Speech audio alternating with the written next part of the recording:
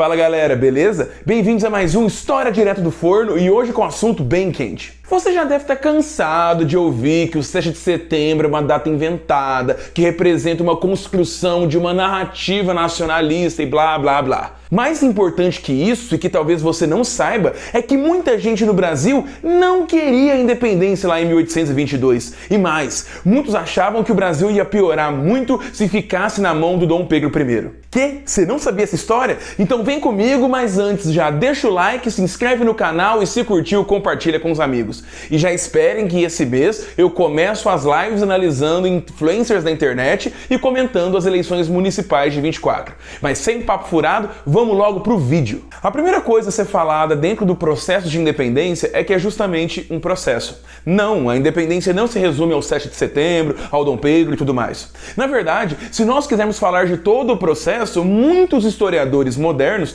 colocam a data inicial em 1808, com a vinda da família real portuguesa, Dom João VI, Carlota Joaquina e todo mundo da corte fugindo do Napoleão. A ideia é que com o Brasil recebendo a corte, mais do que apenas uma grande importância econômica, a colônia brasileira teria também uma grande importância política, principalmente com a corte morando no Rio de Janeiro e o próprio Rio de Janeiro se tornando a capital do Império Português. Isso só faz com que o Brasil reclame cada vez mais maior independência em assuntos internos e maior autonomia em questões como negócios, judiciário, armamento, etc. E isso fica mais claro ainda em 1815, quando o Brasil se torna Reino Unido a Portugal e Algarves. Isso faz com que o nosso status institucional suba bastante e a autonomia tão sonhada comece a cada vez ficar mais clara. Com o Reino Unido, o Brasil não precisa apenas obedecer ordens que vinham de Portugal, até porque o rei está morando aqui no Rio de Janeiro, mas mais do que isso, deixava um legado institucional que o Brasil poderia se organizar internamente e o papel de lideranças locais se tornaria muito maior.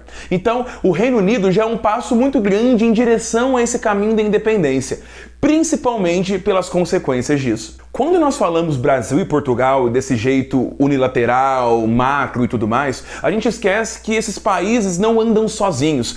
Países não flutuam, ideias não flutuam, são sempre operados por atores históricos. Então quando eu falo que Brasil busca mais autonomia e que Portugal quer continuar tendo o Brasil como uma galinha dos ovos de ouro, eu estou falando de grupos, sejam grupos nobiliárquicos, a nobreza mesmo, estou falando de governadores e elites locais e portuguesas, estou falando de pessoas que mexem com negócios, principalmente o comércio mais lucrativo que se tinha, que era o tráfico de escravos, pessoas que têm opiniões diferentes e que atuam de várias maneiras complexas, buscando inclusive os seus interesses e visões de mundo.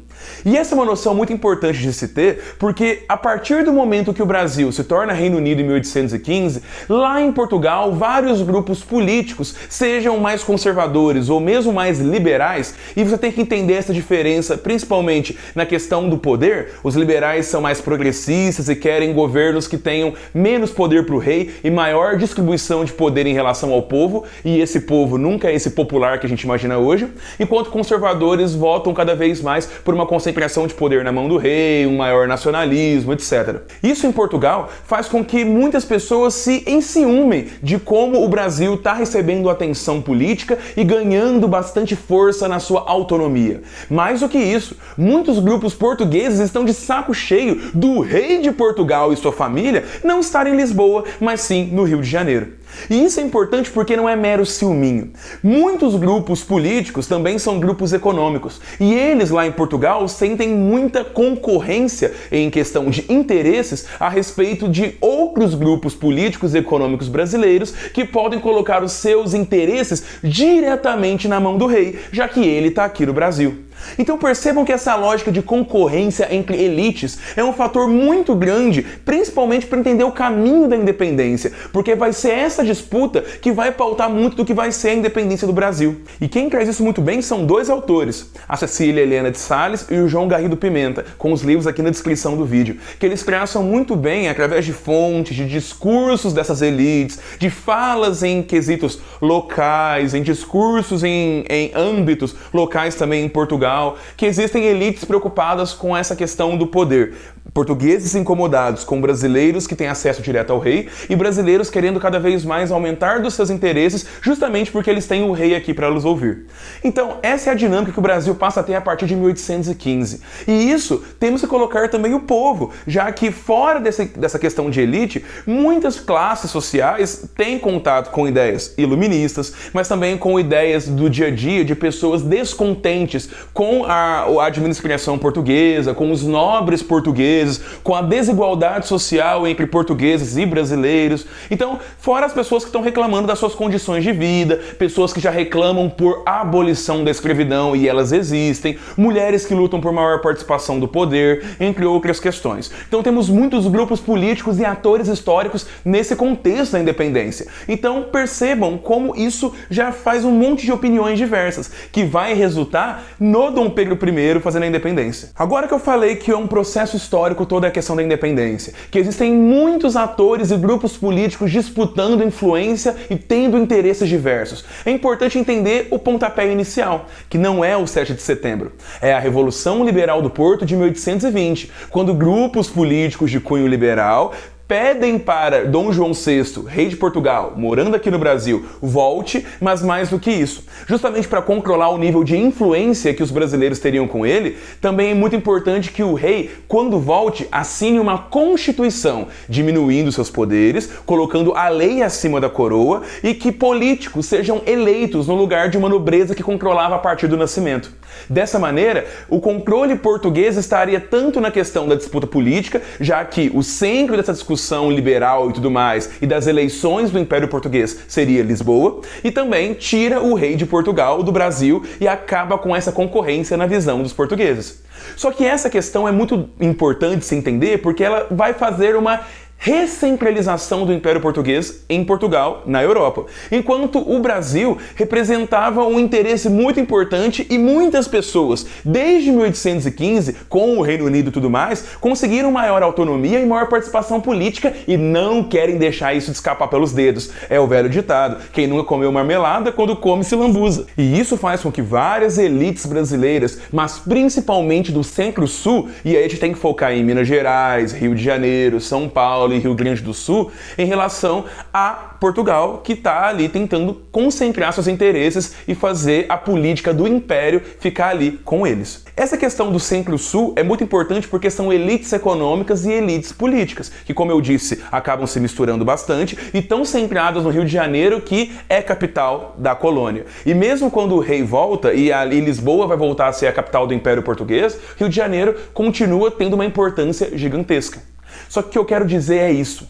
Por mais que essas elites do Centro-Sul reclamem e achem ruim essa concorrência com as elites portuguesas, muitas outras províncias do Brasil, principalmente no Norte e no Nordeste, acham bom que o Centro-Sul está tendo uma diminuição do poder. Justamente porque províncias como Grão-Pará, atual Amazonas e Pará, Bahia, Pernambuco, entre outros, querem colocar seus interesses lá em Portugal, já que essas mesmas províncias brasileiras achavam que existia uma grande concorrência das províncias do Centro-Sul. Então percebam que além da concorrência Portugal e Brasil, a questão do Brasil é mais complexa, porque temos regiões do Brasil que também concorrem com seus grupos políticos buscando hegemonia, buscando ter a maioria do poder. Então o Norte e o Nordeste não tinham uma boa relação com o Sul.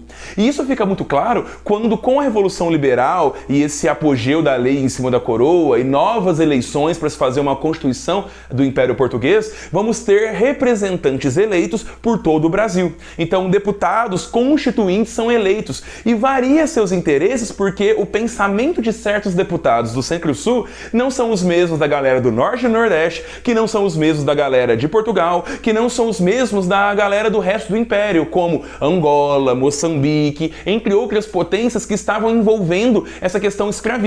Potências no sentido de fazerem parte de todo esse sistema colonial altamente lucrativo que era o comércio de escravizados. Então, isso é bem interessante da gente entender para ver que muita gente já tem opiniões políticas diferentes. E mais do que isso, Quando Portugal quer cada vez mais centralizar e diminuir a autonomia do Brasil, justamente para ter uma menor concorrência, isso vai atingir principalmente as províncias do centro-sul do Brasil. Muitos deputados do Norte e Nordeste ficam favoráveis a Portugal nesse sentido, porque eles acham que é muito mais jogo exportar direto para Portugal e fazer um convívio, uma troca de relações diretamente com a metrópole, com Portugal na Europa, do que concorrer com o pessoal do centro-sul. Então, deputados, isso está expresso nas atas das reuniões e nos discursos dos deputados brasileiros. Nós vamos ter muitos deputados do Grão-Pará ou da Bahia que são contrários aos deputados do Centro-Sul na questão de diminuição da autonomia brasileira que se tornou Reino Unido em 1815. Mais do que isso, vamos ter muitas votações onde os brasileiros não votam igual. E isso é muito interessante, porque é um jogo político que a gente não vê na escola. Essas mesmas elites do Centro-Sul vão ser as elites que vão fazer com que Dom Pedro I seja convencido a colocar o Brasil em um estado de autonomia que vai ser traduzido depois na proposta de independência. Muitos grupos políticos, inclusive, não queriam a independência do Brasil. Ainda mais representados, por exemplo, pelo pessoal de São Paulo, e aí a gente tem um nome muito famoso, que é o José Bonifácio de Andrada e Silva, na família dos Andrada, muito forte em São Paulo e no litoral brasileiro ali em Santos. Eles não queriam a independência, eles queriam que o Brasil não perdesse a sua autonomia, mas com o passar do tempo e com os portugueses querendo que o Brasil diminua em importância, essas elites começaram a pressionar por um projeto de independência brasileira, mas com Dom Pedro I sendo esse chefe, porque se tinha um medo muito grande de independências que levassem à anarquia. Então essa galera tinha uma visão política que ainda colocava como importante uma figura monárquica, um rei que controlasse e desse ordem ao Brasil. Então é interessante ver, inclusive, essas visões políticas, que também não são únicas, já que tem muita gente que fala que o Brasil deveria ser uma república, tem muita gente que fala que o Brasil deveria se inspirar na Revolução Francesa, muita gente falaria que a independência só estaria condicionada à abolição da escravidão, principalmente núcleos populares que se chocavam com núcleos mais de elite. Então é uma disputa política bem interessante. Quando em 1822 a gente tem várias questões, como o Dia do Fico, as cartas de Dom João VI obrigando o Dom Pedro I a voltar para Portugal e tudo mais, essa disputa interna do Brasil entre Centro-Sul, Norte e Nordeste está cada vez mais clara, principalmente porque se o Norte e Nordeste não queria nem brigar com Portugal e nem estava ligando tanto para perder a autonomia, eles também tinham muito medo da independência acontecer e o Centro-Sul chefiar isso. Então seria um país novo com Bahia, Maranhão, Grão-Pará obedecendo Rio de Janeiro, São Paulo e Minas Gerais. Então é bem interessante ver isso porque a gente ainda não tem um pensamento nacionalista de o que é um Brasil, que todo mundo tem que ficar junto a qualquer custo, uma ideia de unificação do território.